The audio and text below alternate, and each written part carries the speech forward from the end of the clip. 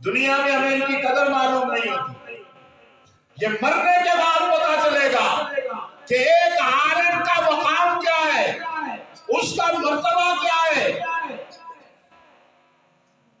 اور ایک فقیہ عالم کا ساری رات کا سونا 1000 عابد جو ہے ان کی عبادت کرنے سے افضل ہو جائے۔ اس لیے علماء کے ساتھ جڑو، اپنا تعلق قائم کرو، اپنے بچوں کو علماء کرام کے حوالے کرو، وہ ان پہ محنت کریں، یہ بچے کل عالم بنیں گے، حافظ بنیں گے۔ عالم بن گیا، اللہ کہیں گے پل صراط کے ستون کے پاس جا کے کھڑے ہو جاؤ، جتنے بندے تم چاہتے ہو اتنے لوگ جنت میں چلے جاؤ۔ اور حافظ قرآن سے کہیں گے کہ 10 تمہارے خاندان کے وہ افراد جن پہ جہنم واجب ہو چکی ہے، ان کے گناہوں کے سبب یہ 10 ٹکٹ لو، 10 پرچیاں لو اور انہیں جنت میں لے کے چلے جاؤ۔ ہمارے استاد تھے، اللہ تبارک و تعالیٰ ان کی قبر پر لا تعد ولا تحصیٰ رحمتیں اور برکتیں نازل فرمائے، مولانا عبدالرحمن اشرفی صاحب جامعہ شفیعہ کے معتمد تھے۔ وہ فرمایا کرتے تھے یہ 10 آدمی تو اس کے خاندان کے ہیں، پھر یہ حافظ کہے گا یا اللہ جس نے مجھے پنکھا لا کے دیا گرمی کے دنوں میں وہ جہنم میں جا رہا ہے، میں جنت میں نہیں جاتا۔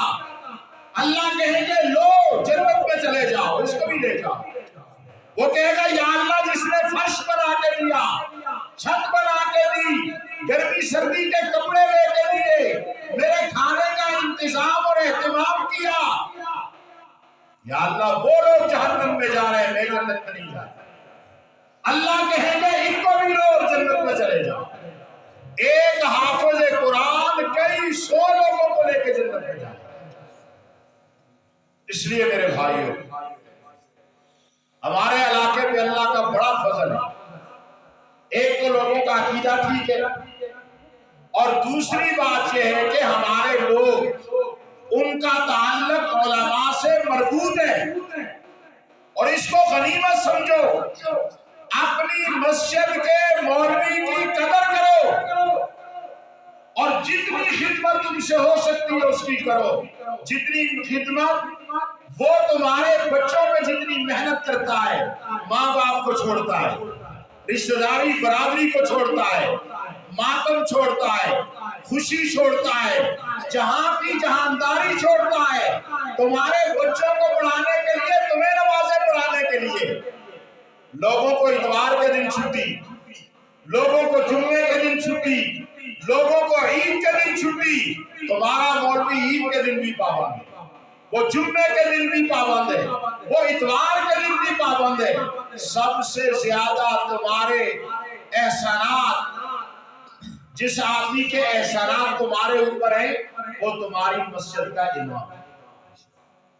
تمہارا بچہ پیدا ہوتا ہے، کان میں اذان کون کہتا ہے؟ مولوی صاحب۔ جب وہ بیمار ہوتا ہے، تعویذ لکھ کے کون دیتا ہے؟ مولوی صاحب۔ اور جب جناب والا وہ چلنے پھرنے کے قابل ہوتا ہے، مکتب میں بٹھا کے الف با تا سا کون پڑھاتا ہے؟ مولوی صاحب۔ جب اس سے بڑا ہوتا ہے، اس کو کاروبار کرنے کے، نوکری کرنے کے، شریعت کے مطابق احکامات کون بتاتا ہے؟ یہ حلال ہے، یہ حرام ہے، یہ جائز ہے، یہ ناجائز ہے، یہ پاکی ہے، یہ ناپاکی ہے، یہ رشوت ہے، ضلالت ہے، تباہی ہے، بربادی ہے، حرام خوری ہے۔ اور یہ جو تمہاری تنخواہ ہے، اس پہ جتنا وقت لگاؤ گے یہ حلال ہے، تمہاری عزت کا، تمہاری برکت کا، تمہاری اولاد کے نیک و صالح ہونے کا سبب ہے۔ کون بتاتا ہے جی؟ مولوی صاحب۔ اس سے بڑا ہوا، اب رشتے کے لیے پھر رہے ہو، جہاں پہ اس کی منگنی کا معاملہ ہوتا ہے، دعا کے لیے کس کو لے کے جاتے ہیں؟ مولوی صاحب۔ اور جب اس کا نکاح کا وقت ہوتا ہے، نکاح کون پڑھتا ہے؟ मौलवी साहब, मस्जिद में नमाज उसे कौन पढ़ाता है? अब बच्चा पैदा हुआ उसे कौन पढ़ाता है? मौलवी साहब। अब जनाब आगे निकल जाओ, जवान हो गया, बूढ़ा हो गया, बीमार हो गया, पहले खरदिन कम्प्लेक्स चलाई थे उठवा करना सकिया असा को काम बंद गया इब्तबाद पूछा इब्तबाद खरदिन उस वक्त तक मौलवी साहब कर नहीं आते, पैसे तो जोर होंगे। हाँ जी उतना भी ना इसको प्राइवेट है शिफा में पिंडी खड़ो पिंडी लेके गए वो ना आया सकिया हम तो जड़ा काम नौकरी और जो लोग वाले में खत्म पढ़ा लो, यासीन पढ़ा लो, दुआ करा लो, फिर मुड़ के आगे मौलवी साहब ने एक तरह बागे नास्ते दुआ करे जिंदगी है तो अल्लाह से है कि अल्लाह से मार कहते कि नहीं कहते? सुन ली यासीन पढ़ के दुआ करे। ये सारे काम कौन करता है? मौलवी। उसके पास बीमार है, सराय की दुरूद तंजीना पढ़ दे, सूरह यासीन पढ़ दे, कोई दम कर दे, सारे डॉक्टर ना इलाज कर छोड़े तबसरत सी में लगता है। सुबह आएगा शाम आएगा चाह ठंडी दे फिर भी क्या करते हैं वो तो सादा जनाबे वाला से दवा में गफलत नहीं करता। जिस तरह तुसी रोटी उसको ना दो उस तरह का दो सरदार नहीं किसी मैं आई नमाज में पढ़ाना पड़ी रोटी नहीं।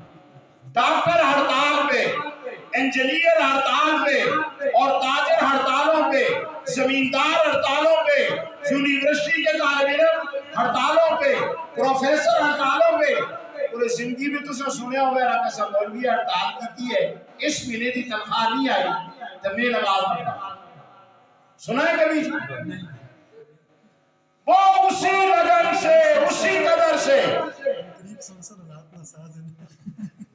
उसी कदर से उसी निगाह से जो मुक्तदी उसे तनख्वाह दे उसको भी सर पे बिठाता है और जो न दे उससे रुगर्दानी नहीं करता।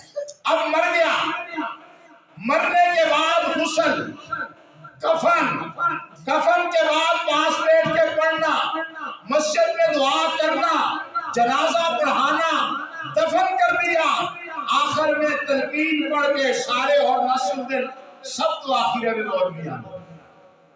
ये कंडे किया दवा कब्र जी इस तरह से इत कॉल का दस तनख्वाह गरीब की 5000, तनख्वाह उसकी 10,000, रात 12 बजे से लेकर सारा दिन सारी रात तुम्हारे पीछे वो पड़ा हुआ है और तुम्हारी खैरखाई के पीछे लगा हुआ है। मौलवी से बड़ा कोई कौशन है? सच बताओ, ये दिल की बात है। मैं आपसे, आप मेरे भाई है, मैं दिल की बातें कर रहा हूं। इसलिए तनख्वाह आम मुलाजमों को यकम 2 3 को मिल जाती है।